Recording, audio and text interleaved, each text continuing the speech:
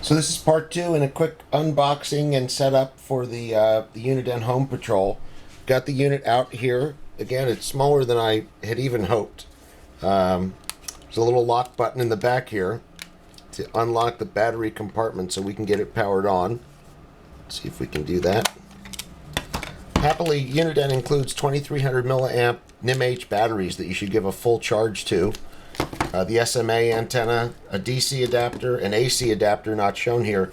I've already pre-charged some batteries that I use in my photography, so I'm just going to fire those in here. And while I've had this powered on already, I've cleared data to show you just exactly what's going to come up when you go. There are nice cushions on the back of this door as well here, so very solid quality feel so far. Close and lock. Here's the unit itself. I'm going to put it on the included table stand, if I can keep it on there, and I'll put the SMA antenna on the side. You'll notice that's got a 90-degree turn, so once I put that on, and it kind of locks in here so it doesn't slide around too much. You'd never know it by how I'm handling it here, but when I power this on, we're going to get the initial display. See if I can get this to come a little bit clearer here. Get the initial display that asks me, before I set up Home Patrol, they recommend you install Home Patrol Sentinel on your PC. I've already done that, and this one's actually been through a very quick firmware update, which was easy to do. It tells me that's an optional step. It could take a few minutes, so if I'm in a hurry, which we are, I can go ahead and proceed. It tells me I can install it later. And we'll keep hitting proceed until we get to tell us something about yourself. You'll enter 6 lines of text. I can put in my name, my ham radio call sign, whatever else I want to put in. By hitting change here, I can type all that in. I'm going to spare you that. And we'll just say, okay, proceed. So it asks me to set the clock. I've already got the clock set to the right time zone. Actually, whoops, it says Central again. We're in Connecticut here, so we're going to go to GMT -5. Say set and accept. Tell us your zip code. So I'm going to go ahead and tell us I could connect to GPS or put in the name of a town. I'm going to give it our zip code here in Connecticut, 06840, and say accept. Tells me that it's loading the full database for New Jersey, for New York, nationwide frequencies. Presumably it already loaded Connecticut, one would think.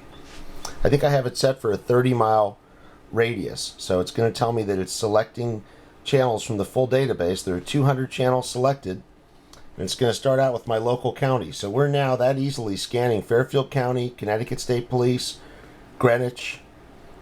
Up top is the actual town or system, so I can go and say I don't ever want to scan Putnam County. I don't really care what happens there. I'll make that permanent the next time I get a chance. You can stop on any of these here and choose to go through them. Next.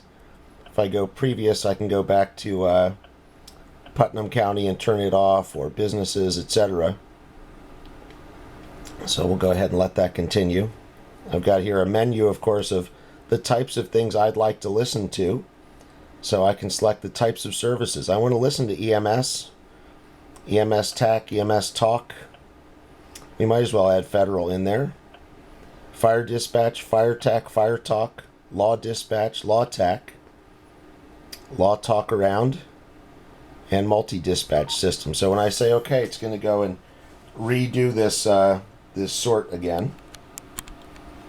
I don't know why I can't get that to focus a little better for you here. Maybe we're just a little too close for this compact camera, but try and keep it clear.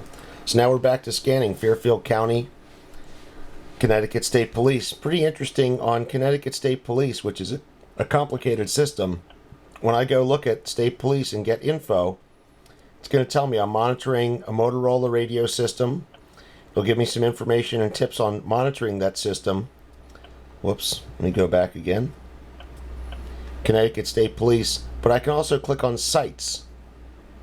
Well, I'm fat fingering this here, but I can click on sites, and this will now show me the different transmit sites that make up the Connecticut State Police site.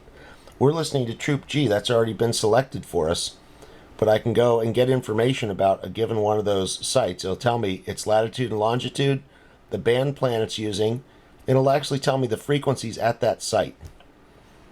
So a lot of very cool stuff going on here. I've not tried any of the features really beyond what I've shown you here, but I thought you might like to see that we're off to the races. Here's fire from Westchester County. Nice big bright display. If I didn't catch what that was, I can go back and say, replay it. So we keep sort of a TiVo buffer, and it asks me, do you want to keep it or not? And I could hold on that system if I wanted to. So I'll let it go ahead and continue. Anyway, that's all for now. I'm very pleased with the device. The size of it is very manageable. The audio is awesome. Liking the screen, and more to follow.